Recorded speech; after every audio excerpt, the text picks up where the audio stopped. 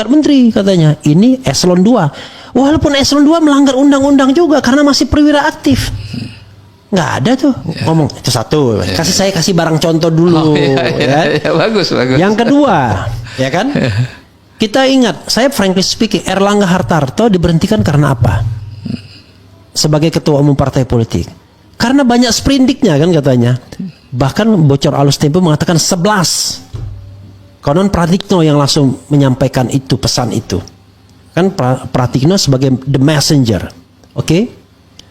Lalu sekarang dia angkat lagi tuh sebagai menteri. At the same time sebelumnya kita berantas korupsi dan lain sebagainya. Menteri-menteri lain yang terlibat BTS misalnya. Udahlah, yang sudah terspill ke media saja. Dito Aryo Tejo mengembalikan 27 miliar karena mendapatkan uang BTS. Boro-boro diproses jadi menteri lagi tuh. Belum lagi menteri lain yang saya dapat namanya juga mendapat uang dari BTS, termasuk orang-orang yang dekat dengan Prabowo misalnya. Nggak ngomong juga PKS sebagai partai dakwah. Maksud saya, apa iya kalau di dalam jauh lebih enak ngomongnya ketimbang di luar? Iya, kalau hal-hal yang kira-kira cocok sama-sama ya kan, tambah-tambah jabatan wakil pimpinan di lembaga legislatif itu cocok semua. Tapi kalau sudah hal-hal seperti ini belum tentu PKS berani ngomong ketika dia di dalam. Coba gimana jawab? Saya kira ini masukan gitu. Bagus ini. Saya kira saya juga baru tersadar juga ini ada Bung Refli ngoreksi seperti itu. Saya kira ya ini masukan yang nanti bisa kami sampaikan kepada teman-teman di DPR ya.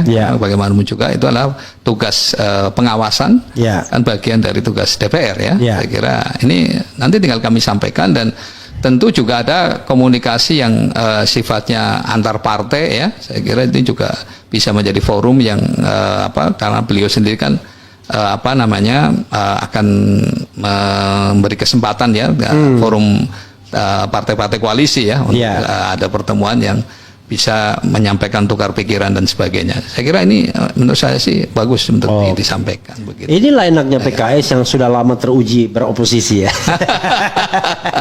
Kalau PDIP mendengar ini sekarang dia senang ya. Tapi kalau yang baru masuk pemerintahan yang tidak teruji beroposisi langsung dia karena kan begini dulu itu kayak Gerindra itu. Gerindra kan tidak teruji secara kafah beroposisi ya. Dengar begini. Bagus. Oke ya. Mudah-mudahan karena kalau kita bicara amar ma'ruf nahi mungkar dalam ketatanegaraan kita adalah menegakkan hukum dan konstitusi. Kalau konstitusi dan hukum itu dihianati justru oleh kepala negara dan kepala pemerintahannya sendiri, padahal dia berjanji untuk menghormati menjalankan hukum seluruh-seluruhnya, gimana lagi harapan kita? Masa orang lain yang dia bilang kalau ada pelanggaran hukum saya akan tindak langsung. Lalu bagaimana kalau dia yang melanggar? Saya tidak sentimen sama Prabowo, tapi saya tidak suka kepada siapapun yang menggunakan kekuasaan untuk melanggar hukum. Ini kan it is not about Mayor Teddy, tetapi ini adalah tentang bernegara kan. Ya, boleh. Begitu Pak Prabowo ya. Saya tidak sentimen, saya sudah berkatakan berkali-kali, saya tidak tertarik dengan jabatan apapun yang diberikan selama masa pemerintahan Pak Prabowo 5 tahun ke depan. Jadi saya tetap ingin beroposisi. Yang penting jangan dikriminalisasi, itu aja. Coba bayangkan. Jadi, ya pada dasarnya saya kira Pak Prabowo itu orang yang mau mendengar juga. Oke, mudah-mudahan ya.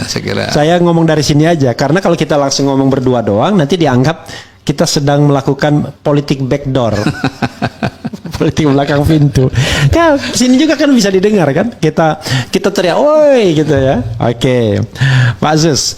Pak Sus. Sekarang ya, kita kembali bagaimana judulnya menyelamatkan PKS.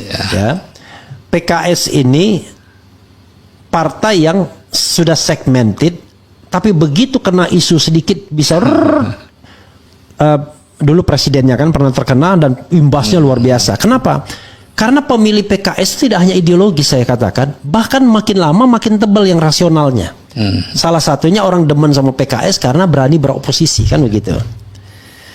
Nah, tetapi dengan PKS, tadi Jakarta Bapak bisa berkelit, ya kan, Pak Sus. Bagaimana dengan Sumatera Utara? Tiba-tiba mendukung pasangan Bobi Nasution dan pasangannya, saya lupa tahu pasangannya siapa. Padahal kita tahu siapa dia.